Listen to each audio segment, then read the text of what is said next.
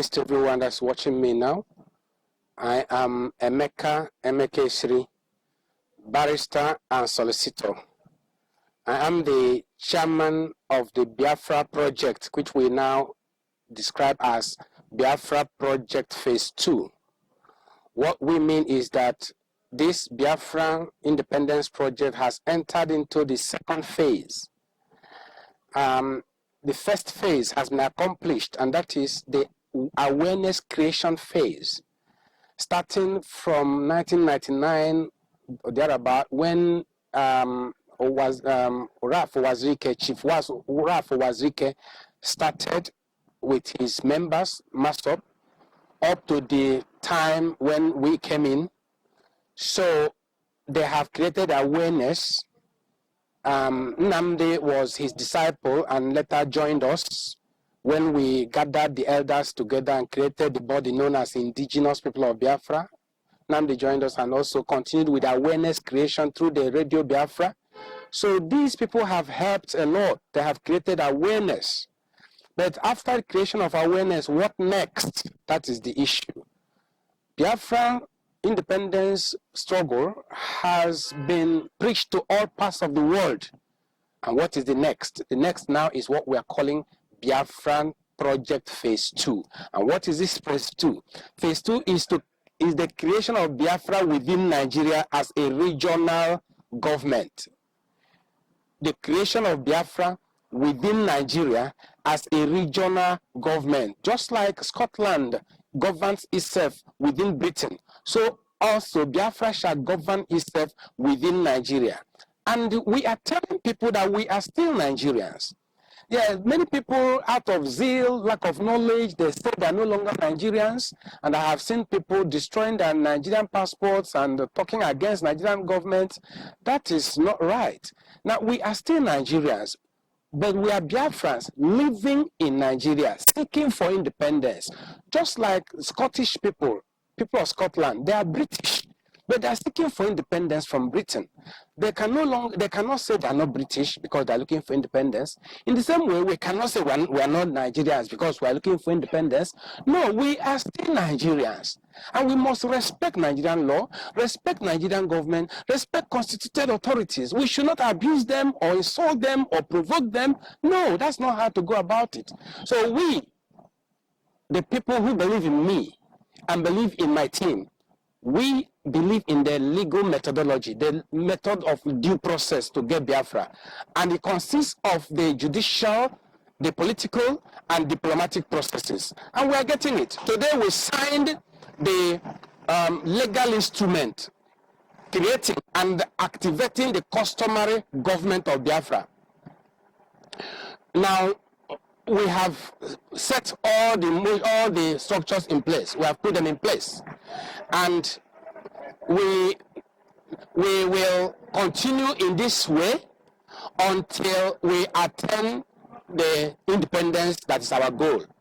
Our next stage where we are now is the Biafra Phase 2 project. That is autonomy, having Biafra within Nigeria. That is where we are at the moment. When we build on it, develop on it, strengthen ourselves, organize ourselves before the next phase, that is Phase 3.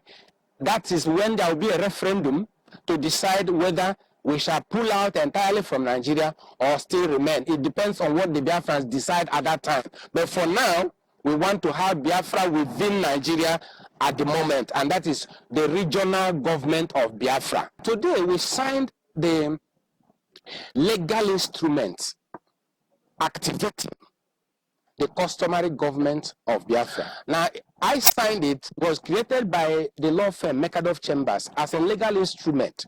And I signed it with a seal issued by the Nigerian Bar Association, my seal, as a barrister and solicitor who created that legal instrument. And then the leaders of Biafra signed, they endorsed and witnessed the document. Then when we perfect this thing and register it and serve it on the appropriate government departments, Biafrans have started. The details will be made known to you as you get the copies of what we signed. It is a legal instrument constituting, creating, and activating the customary government of indigenous people of Biafra under national law, international law, contract law, private law. In fact, it's like treaty law. So when you get a copy of it and go through it, you understand what it is all about. But it is a legal instrument activating the customary government of Biafra in the absence of a bill passed by the National Assembly or House of Assembly. You know, people don't understand this.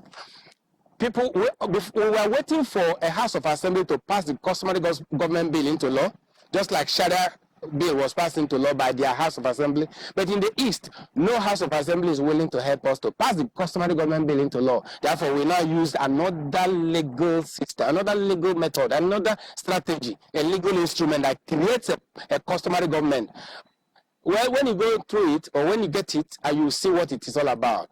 You know, well, let me now explain briefly the difference between the two. When House of Assembly passes a bill into law, and when we create a government through the legal instrument we have just signed, the difference is this. When the House of Assembly passes a bill into law, it becomes binding automatically upon the people. If National Assembly passes a bill into law, it becomes binding automatically upon the people. But this legal instrument we signed today, creating the customary government by, it's like treaty law, contractual law, or private law. It becomes binding when the representatives of the people, the community, the pro-Biafra groups, the associations, whoever ratifies, it takes effect by ratification or accession, just like treaties are ratified or acceded to. So that's the only difference. So the other one by parliament becomes automatically enforceable and binding upon the people, while this one becomes enforceable upon accession or ratification. That's the only difference. But it is legal, it's powerful, legal. So it creates the customary government. You have heard what I said, that we are Biafrans living in Nigeria. I want to encourage you. Sometimes people tell me that they are afraid that the Nigerian authorities harass them, embarrass them, or beat them, or arrest them, or shoot them when they put on Biafra regalia like I'm putting on now. If you are Biafran and you go your normal duty, go about your normal business with your Biafran identity, nobody is going to harass you. Because this is Exhibit 15, B15 in the court, in the Federal High Court. It is before the court. Nobody can arrest you. We are Biafrans by indigenous identity, even though we are still Nigerians. So I don't see why people should be afraid of identifying themselves as Biafrans. Today, we issue certificates to Biafrans who registered in the database, in a Biafran database. So you go to our Biafran government website and register, put your name in the database. We are Biafrans, and we have told Nigerian government that we are Biafrans living in Nigeria. There's nothing wrong with that. But please go to our website, www.ipopgovernment.org, and log in and put your data in that database. Then you will receive your certificate of indigenous national identity. I want to encourage all the Biafrans all over the world. We have started a new thing. It is Biafra Project Phase 2. To organize ourselves as a people, as a government, organizing ourselves, ruling ourselves, moving together with one voice, so that the world will take us serious. Nigeria will take us serious. Governments of all countries will take us serious when we speak with one voice. So that is it. Don't be afraid. Biafra has been restored. The only thing is, we are looking for a territory that will be delineated. In fact, we even have territory, southeast, south, and part of Middle Belt. It's our territory, but it's not delineated on a map yet. But the people have been identified as Biafrans. So ours is even better than the Jews who were scattered when their country was destroyed by General Titus of Rome. Remember the fall of Jerusalem, when it was destroyed and the Jews were sent in exile all over the world until 1948. They lost their territory, but they were able to come back because they were able to gather themselves together. Our own is even better. We have our territory. When Biafra lost the war, we didn't lose our people as indigenous people. We didn't lose the indigenous identity of our people. What we lost was our sovereignty. Our sovereignty was what we lost. We didn't lose our identity as a people. We still have the place. We are still on ground as Biafrans living in Nigeria. So our own is even better. It is easier for us to even transform to sovereign state when we fulfill the requirements for attainment of independence. And that's what we are doing now. Under international law, you are required to organize yourselves. Organize yourselves. And that's what we are doing now. The president of Nigeria even asked us to organize ourselves and vote to have a state within a state. When he was interviewed on the Al Jazeera TV, he said, let the Biafrans organize themselves and vote to have a state within a state. How are you planning to deal with this issue of Biafra? You, of course, have first-hand experience. Put a 30-month civil war, at least 2 million Nigerians were killed. And for somebody to wake up, maybe he wasn't born when there was this fighting in Biafra and said he wants Biafra again.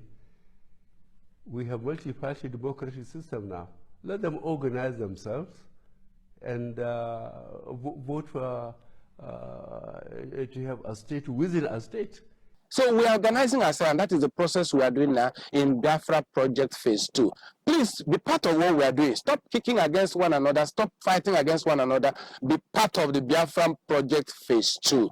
And it will be well with all of us. God bless you. Thank you very much.